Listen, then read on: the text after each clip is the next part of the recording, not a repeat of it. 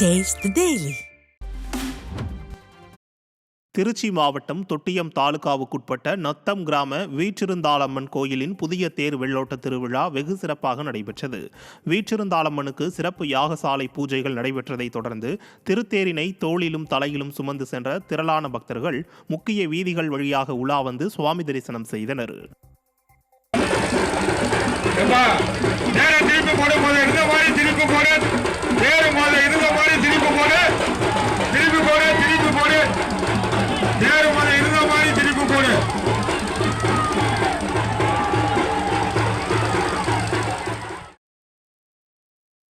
சேலம் மாவட்டம் சங்ககிரி அக்கம்மாப்பேட்டை பகுதியில் 15 லட்சம் ரூபாய் மதிப்பில் சட்டமன்ற உறுப்பினர் மேம்பாட்டு நிதியில் இருந்து புதிதாக கட்டி முடிக்கப்பட்ட ரேஷன் கடையை அதிமுக எம்எல்ஏ சுந்தரராஜன் ரிப்பன் வெட்டி திறந்து வைத்தார்.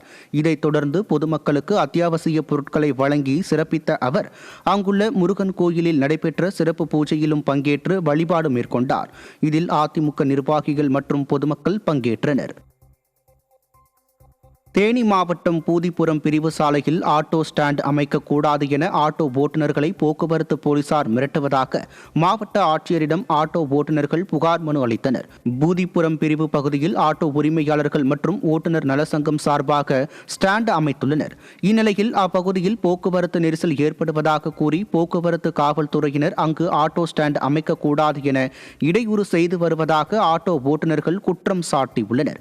எனவே இதுகுறித்து உரிய நடவடிக்கை எடுக்க வேண்டும் என ஆட்டோ ஓட்டுநர்கள் மாவட்ட ஆட்சியரிடம் புகார் மனு அளித்துள்ளனர். கடலூர் மாவட்டம் பன்ருட்டியில் சாலையில் சென்று கொண்டிருந்த லாரி திடீரென தீப்பற்றி எரிந்ததால் பரபரப்பு ஏற்பட்டது. சென்னையிலிருந்து பல சரக்கு பொருட்களை ஏற்றிய லாரி பன்ருட்டி வழியாக மயிலாடுதுறைக்கு சென்று கொண்டிருந்தது.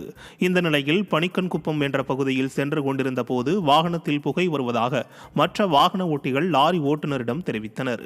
இதையடுத்து ஓட்டுநர் லாரியை சாலையோரம் நிறுத்திய போது தீ வேகமாக பரவ துவங்கி லாரி முழுவதும் எரிந்து நாசமானது. இத்தீ விபத்து காரணமாக போக்குவரத்து பாதிக்கப்பட்டதால் வாகன ஓட்டிகள் அவதியடைந்தனர். கடலூர் மாவட்டம் சிதம்பரம் அருகே மஞ்சக்குழி ஊராட்சியில் புதிதாக கட்டி முடிக்கப்பட்ட நியாய விலை கடையை அதிமுக சட்டமன்ற உறுப்பினர் KA பாண்டியன் திறந்து வைத்தார். மஞ்சக்குழி ஊராட்சியில் புதிய நியாய விலை கடை கட்டித்தர வேண்டும் என அப்பகுதி மக்கள் அதிமுக சட்டமன்ற உறுப்பினர் KA பாண்டியனிடம் கோரிக்கை வைத்தனர். இதையடுத்து சட்டமன்ற உறுப்பினர் மேம்பாட்டு நிதியில் இருந்த 13 லட்சம் ரூபாய் மதிப்பில் புதிதாக நியாய விலை கடை கட்டடம் கட்டி முடிக்கப்பட்டது. இந்நிலையில் இந்த கட்டடத்தை அதிமுக சட்டமன்ற உறுப்பினர் கிழக்கு மாவட்ட செயலாளருமான KA பாண்டியன் ரிப்பன் வெட்டி முதல் விற்பனையை தொடங்கி வைத்தார். நிகழ்ச்சியில் அதிமுக முன்னாள் அமைச்சர் செல்வி ராமஜெயம், மாவட்ட இணைச் செயலாளர் ரங்கம்மாள் உள்ளிட்ட கழக நிர்வாகிகள் பலர் கலந்து கொண்டனர். நாமக்கல் மாவட்டம் பள்ளிப்பாளையத்தில் குடிநீர் குழாய்களிலிருந்து தினமும் பல ஆயிரம் லிட்டர் குடிநீர் வீணாவதாக பகுதி மக்கள் குற்றம் சாட்டியுள்ளனர். பள்ளிப்பாளையம் பகுதியில் மத்திய அரசின் அம்ருத் திட்டத்தின் கீழ் அனைத்து வீடுகளுக்கும் குடிநீர் குழாய் அமைக்கப்பட்டு குடிநீர் வழங்கப்பட்டு வருகிறது.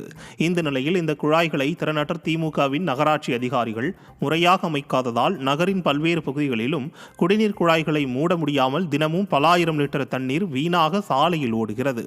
திறனற்ற திமுக ஆட்சியில் அரசு அதிகாரிகளின் அலட்சியத்தால் தண்ணீர் ஆறு போல ஓடுவதாக பொதுமக்கள் குற்றம் சாட்டியுள்ளனர். இன்றைக்கி இந்த நாமக்கல் மாவட்டம் பள்ளிப்பாளையத்தில் இந்த அமிர்தா திட்டங்கிற பேரில் இந்த குடிநீர் குழாய் போட்டுக்கிறாங்க. இது தொடர்ச்சியாக பார்த்தீங்கன்னா பல போட்டதில் இன்றைக்கி வரைக்கும் தண்ணீர் கால்வாயிலையும் சாக்கடை கால்வாயிலையும் தெருக்கள்லையும் தான் ஓடிட்டு இருக்குது. யாருக்கு மக்கள் குடிநீர் பயன்படுதானா அப்படி பயன்படலை. பழைய இணைப்பே பரவாயில்ல இருந்தால் கூட பிரச்சனை. மக்கள் தண்ணி குடிநீர் தேவைக்காக தேவையில்லைன்னா நிறுத்தி வச்சுருவாங்க. தண்ணி மீதி டேங்கிலே இருக்கும். இது தேவையில்லாமல் சுத்தமாக செய்யப்பட்ட தண்ணீர் சுத்திகரிக்கப்பட்ட தண்ணீர் மீண்டும் சாக்கடைகள் மீதி வீணாக போகிறது தான் இருக்குது.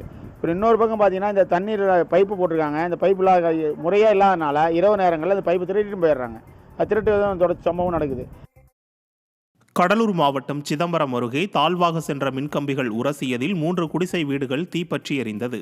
மீதிக்குடி மேற்கு பகுதியில் சரிதா, சுரேஷ், அமுதா ஆகிய 3 பேரின் வீடுகளும் தீப்பற்றி எரிய தொடங்கியுள்ளது. இதை பார்த்த அக்கம்பக்கத்தினர் தீயணைப்புத் துறையினருக்கு அளித்த தகவலின் பேரில் அங்கு வந்து தீயணைப்புத் துறையினர் தீயை அணைத்தனர். இதில் 3 வீடுகளும் சேதமான நிலையில் சரிதாவின் வீட்டிலிருந்த 20 சவரன் தங்க நகை, பணம் ஆகியவையும், சுரேஷ் வீட்டிலிருந்த விலை உயர்ந்த இருசக்கர வாகனமும் எரிந்து நாசமானது. அப்பகுதியில் தாழ்வாக செல்லும் மின்கம்பி குடிசை வீட்டில் உரசியதில் இந்த தீ விபத்து ஏற்பட்டுள்ளதாக தகவல் வெளியாகியுள்ளது. திறனற்ற திமுக ஆட்சியில் மின்துறையின் அலட்சியத்தால் 3 வீடுகள் தீயில் எரிந்து நாசமாகியுள்ளதாக பொதுமக்கள் குற்றம் சாட்டியுள்ளனர்.